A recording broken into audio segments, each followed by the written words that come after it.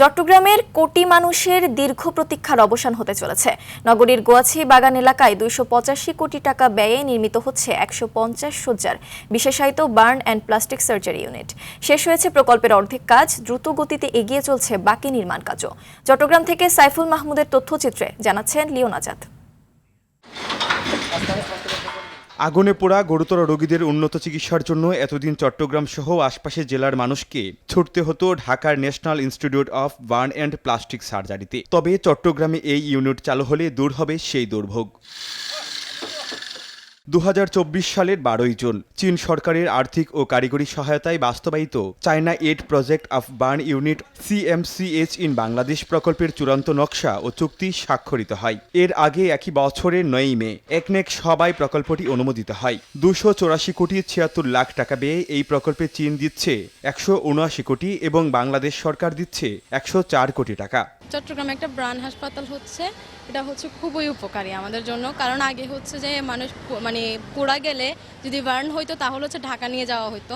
তা এখন এখানে কাছে যেহেতু মানুষ হচ্ছে যে কোনো এমার্জেন্সি হইলে এখানে নিয়ে আসা যাবে। আমাদের গরিবের জন্য সুবিধা হবে, ভালো হবে। আর এটা আরো আগে হওয়ার দরকার ছিল, দুটো আরো আগে নিলে আরো ভালো হতো। এখন বান হাসপাতালের কারণে এখন ঢাকা যেতে হবে না, আমরা চট্টগ্রামে একটি সুচিকিৎসা ব্যবস্থা পাবো। 6 তলা বিশিষ্ট এই আধুনিক ইউনিটে থাকছে শিশুদের জন্য 5টি সহ 25টি HDU বেড এবং 3টি অত্যাধুনিক অপারেশন থিয়েটার।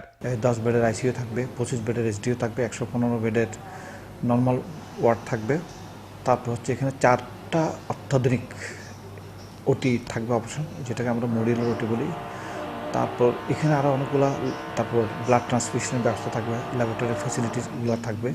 এবং এটা শুধু বানের ডাক্তার নয়, এখানে আরও অন্যান্য ডাক্তাররা কিন্তু এটাতে পদায়ন হবে। ঢাকামুখী চাপ কমানোর পাশাপাশি রোগীদের যাতায়াত খরচ ও সময় উল্লেখযোগ্যভাবে কমবে বলে বলছেন এ কর্মকর্তা। অনেক রোগী রেফার হয়ে আমরা ঢাকা পাঠাই, প্রতিমধ্যে অনেক রোগী মৃত্যুবরণ করে।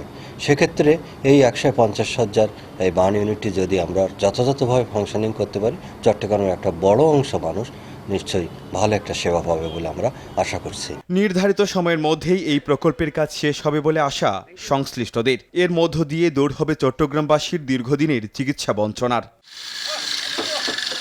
Leone Azad, RTV।